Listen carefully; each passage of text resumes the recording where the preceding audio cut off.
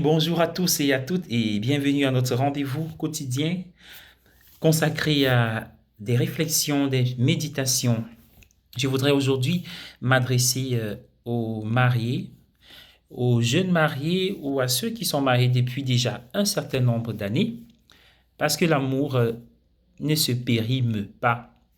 Je voudrais parler certes de l'amour, mais beaucoup plus du mariage, qui se fonde bien sûr sur l'amour et des défis contemporains. Je veux parler du mariage comme étant un acte d'audace, comme étant un mystère et identifier un écueil grave qui représente une menace pour l'avenir du mariage, donc de la société. Et enfin, évoquer quelques éléments comme piste qui conduit vers le bonheur, qui mène au bonheur. Installez-vous bien. Je m'adresse à toi qui es marié aujourd'hui et particulièrement ceux qui ont béni leur union, c'est-à-dire qui ont confié leur union à Dieu à travers une cérémonie religieuse, parce qu'il faut faire la différence entre le mariage traditionnel et civil et le mariage religieux qui a une autre définition, qui a une autre réalité. Toi qui es marié aujourd'hui, bravo à toi, félicitations une fois de plus, car il faut être courageux pour franchir ce cap, pour franchir le Rubicon, pour finalement s'engager. Lorsque nous consultons les chiffres de cet organisme statistique de l'INSEE, nous remarquons qu'en 2023, il y a eu 50% de divorces sur les cas de mariage enregistrés.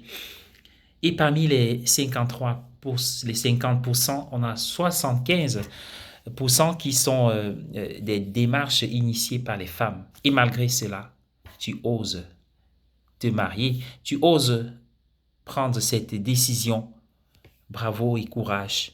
Par ailleurs, nous vivons comme une crise de confiance, car ce que nous voyons, des hésitations, des désistements à la dernière minute, des fuites en avant, des raisons multiples que l'on donne pour ne pas se mettre ensemble, financières, temporelles, etc., conjoncturelles, peuvent être toutes balayées du revers de la main si on va à l'essentiel, c'est-à-dire l'union devant des témoins. Et d'ailleurs, il y a plusieurs ressorts qui nous aident à aller jusqu'au bout. C'est pas pour banaliser les difficultés que beaucoup ont à mettre en place ce projet. Mais il faut voir que ce soit les raisons données en amont ou alors les raisons données en aval qui conduisent bien sûr au divorce, cela traduit une crise de confiance, c'est-à-dire une crise d'engagement qui menace, qui traverse, qui tue notre société aujourd'hui. Notre société est en danger si le mariage est menacé. La crise de confiance, la crise d'engagement, c'est vis-à-vis de soi-même. On n'a plus confiance en soi à cause de multiples raisons. On hésite, on ne s'aime plus, on préfère les autres, on veut calquer sa vie sur celle des autres. Et il y a la crise de confiance en l'autre, la suspicion, parfois avec des raisons, mais finalement on doute de tout et de rien. On dessine le diable partout. Même s'il n'est pas absent, il faut le noter, le soulever, le relever. Il y a la crise de confiance en Dieu, en l'Église, en l'institution, mais aussi crise d'engagement dans tous les domaines de la vie, parce qu'on vit une société liquide, une société de la célérité, où on n'arrive plus à se concentrer sur ce qui est essentiel, nécessaire, on n'a plus le temps. On passe rapidement à autre chose, la société du zapping, au niveau des productions, de la technologie, au niveau, n'est-ce pas, du vestimentaire, au niveau des moyens de communication, on veut être à la pointe, au goût du jour. Oui, bravo à ceux qui, malgré tout cela, décident encore de s'engager dans un chemin durable qui prend le temps et demande une vertu essentielle qui est la patience. L'amour est patient, dit saint Paul. Alors le mariage est aussi un mystère. Et lorsqu'on dit mystère, c'est quelque chose qui surpasse, qui dépasse notre entendement. Le mariage est mystère dans ce sens où il traduit la volonté de Dieu. Se marier dans la religion, dans l'Église, ce n'est pas un contrat qu'on peut déchirer. Après, se marier, c'est s'engager dans le temps et pour l'éternité. On veut mettre nos pas dans les pas du Créateur qui est éternel. L'humanité, c'est l'épouse et le Christ est l'époux de l'humanité. L'Ancien Testament peut être considéré comme la célébration des fiançailles et le Nouveau Testament, la célébration des noces. D'ailleurs, la messe actualise tout cela lorsqu'on dit, par exemple, « Prenez et mangez, ceci est mon corps ». Vous allez entendre lors de l'échange des consentements, « Je te reçois comme époux et je me donne à toi pour t'aimer dans la fidélité jusqu'à la fin de notre vie. » Il y a donc, je me donne, prenez et mangez, je vous donne mon corps, je vous donne mon sang. Mais il y a aussi, heureux les invités au repas des noces de l'agneau. Car finalement, ce que nous célébrons, ce sont les noces de l'agneau, le Christ qui se donne à jamais. Et l'amour est mystère. Saint Paul va dire, l'amour, c'est comme l'union entre le Christ et l'Église. Il a voulu sans tache irréprochable.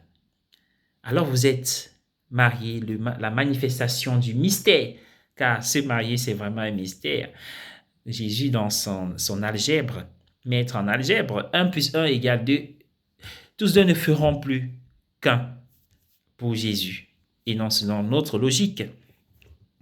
Il y a les piliers du mariage que nous pouvons rappeler rapidement pour comprendre la profondeur de ce mystère que nous ne pouvons qu'approcher, qui ne peut pas se vivre à la perfection parce qu'il demande une fois encore de la patience.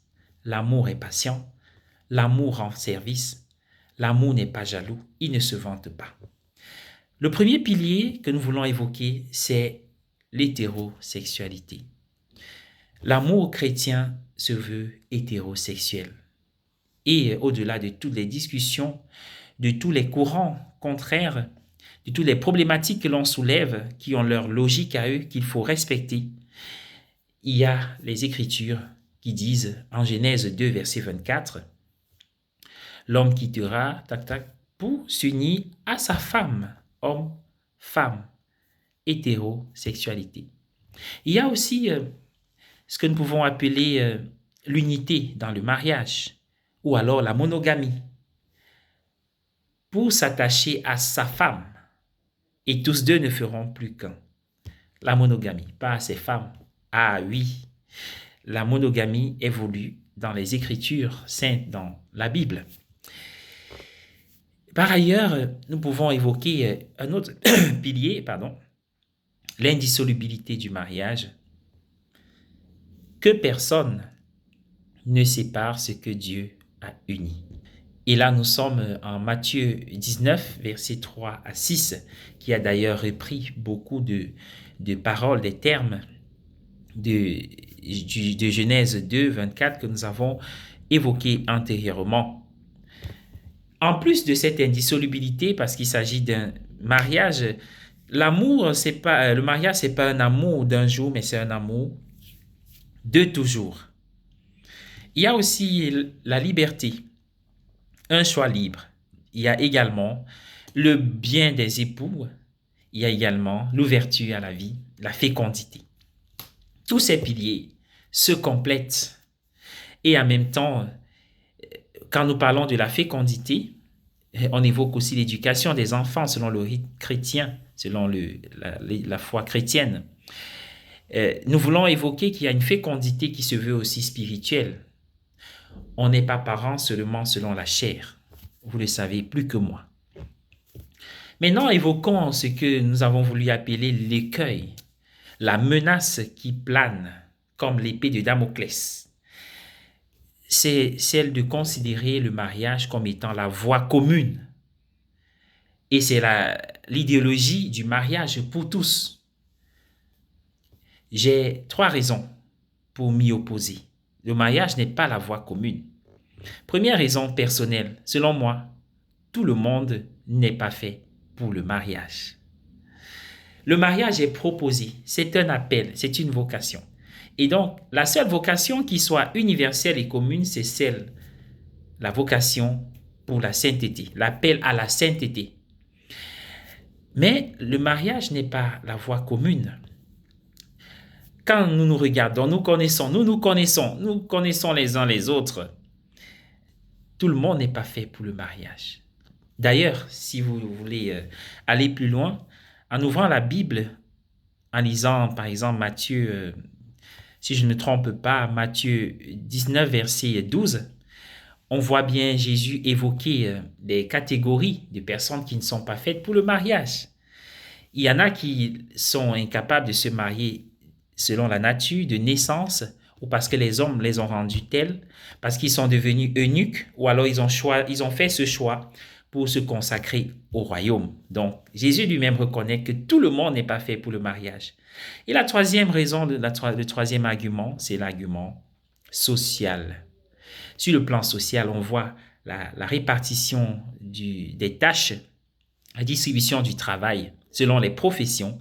Il y a des professions qui ne sont pas compatibles avec le mariage. Par exemple, aujourd'hui, depuis le Moyen-Âge, la fin du Moyen-Âge, voilà, les prêtres sont appelés à vivre dans le célibat. 24 heures sur 24 disponibles pour les services gratuits. Il ne faut pas croire qu'ils sont payants. Justement, c'est pas une vie que de vivre dans une sacristie ou de vivre tout ce que vivent les prêtres, par exemple. C'est quelque chose d'assez difficile à rapprocher à la vie du mariage où la femme, les enfants ont besoin de la présence de leur époux, de leurs parents, de leur papa.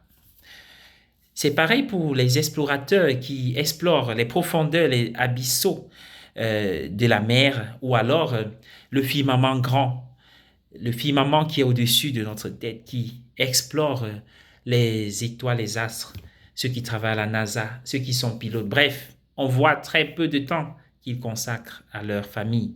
Pas pour dire que ces mariages doivent être dissous, mais pour prendre conscience de la difficulté à conjuguer les deux. C'est pareil pour certains hommes politiques. Imaginez Napoléon, imaginez même Jeanne d'Arc qui le soir va retirer son armure pour s'occuper de ses enfants. Non, parfois lorsque ces métiers sont vécus dans le sacrifice, c'est-à-dire en se donnant totalement, on n'a plus le temps de s'occuper de la famille. C'est vrai que tous les métiers sont absorbants, mais il y en a qui le sont davantage. Et si nous parlions des artistes, des stars qui finalement passent le clair de leur vie privée à faire face au procès intenté, procès de divorce, etc. Passons dessus. Bref, nous l'avons compris, le mariage n'est pas la voie commune. Pour finir, comment être heureux dans le mariage? Y a-t-il une formule magique? Y a-t-il une potion magique miraculeuse comme c'est le cas dans Astérix et Obélix, que lorsqu'on a pris cette potion, alors on est immunisé? Non, il n'y a pas de potion qui soit. Chaque mariage a son histoire et son parcours. Bien-aimés du Seigneur, soyons confiants en ce que le mariage n'a pas qu'un tableau tout noirci. Le mariage a beaucoup de joie, apporte beaucoup de bonheur, de joie, apporte des choses qu'on ne peut avoir que dans le mariage. Alors il faut encourager les jeunes à se marier. Mais pour pouvoir jouir des fruits du mariage, c'est-à-dire dans le bonheur, il faut pouvoir franchir certaines étapes. Et la première étape, c'est faire un choix sérieux. Un choix sérieux, c'est-à-dire un choix du cœur, mais aussi de la tête. Un choix du cœur parce que pour se marier, il faut être fou d'amour pour l'autre. Dans fou, on voit être foudroyé par l'amour, mais on voit aussi le coup de foudre. Parce que, hélas, cela peut s'estomper. Il ne suffit pas de s'aimer. Ah, je l'aime, il aime. Oh, j'arrive plus à dormir, etc. Et puis on achète un frigo, on loue un appartement et on se marie et on se met ensemble. Et finalement, quelques temps après, on réalise qu'on n'a pas fait le bon choix.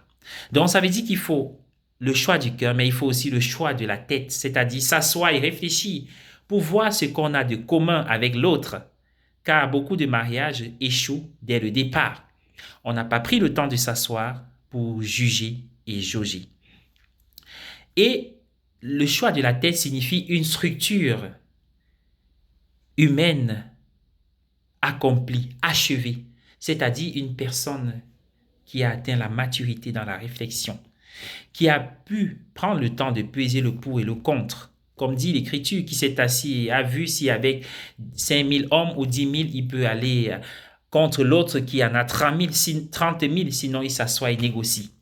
Ou alors, il s'entoure de tout ce qui l'aide à atteindre cet objectif. Imaginez-vous, vous choisissez de vivre tout le restant de votre vie avec la même personne. C'est beau. C'est pourquoi il faut respecter. Il faut considérer le mariage comme étant quelque chose de sacré, de sérieux. Et donc, il faut prendre le temps de sous-peser. Vivre tout le temps avec lui. C'est donc de manière éternelle la fidélité. Après ce choix du cœur, de la tête, il faut maintenant l'abandon, la confiance. Car se marier, c'est finalement donner un chèque en blanc à Dieu. Signer, mais réaliser que Dieu est mage, il signe avec nous, avec les témoins que nous remercions, que nous encourageons, que nous félicitons. Mais Dieu signe et en plus il marque ce chèque de son sceau, de la grâce qui aidera lorsque nous serons en plein cœur de la tempête. Et finalement, il fait du mariage un abri en temps de crise. Car si le couple, le mariage n'est pas notre lieu où nous pouvons nous retirer et que nous sommes obligés de sortir, c'est un danger. Ça doit être un havre de paix, un abri sur la montagne quand frappe l'orage, quand gronde l'orage. Oui, la grâce de Dieu nous accompagne. Et si nous abandonnons à lui, il nous aide à pouvoir faire face aux intempéries qui ne manquent pas. Le mariage religieux ne nous immunise pas, mais nous donne d'autres raisons de croire, d'espérer et d'avancer, de nous relever. Et ce sceau de la grâce fait du mariage un abri, pas seulement pour nous, mais aussi pour ses enfants qui viennent. Pas que pour ses enfants, mais pour ceux qui frapperont à la porte de votre foyer. Pour trouver la paix, une parole, un regard, une écoute, une oreille qui écoute, ou alors un soutien pour relever, parce que c'est finalement notre mission. Et en cela, on se sanctifie, on vit la chasteté et on s'approche du royaume éternel. Bon courage, félicitations, bonne espérance. Bon courage à ceux qui souffrent, qui vivent les crises, les divisions, les séparations. Car à cause de ces enfants, on peut aller plus loin. On peut tenir le coup. On peut, quand la vie est menacée, s'approcher de ceux qui donnent des conseils pour vivre les cas de crise. Soyez bénis.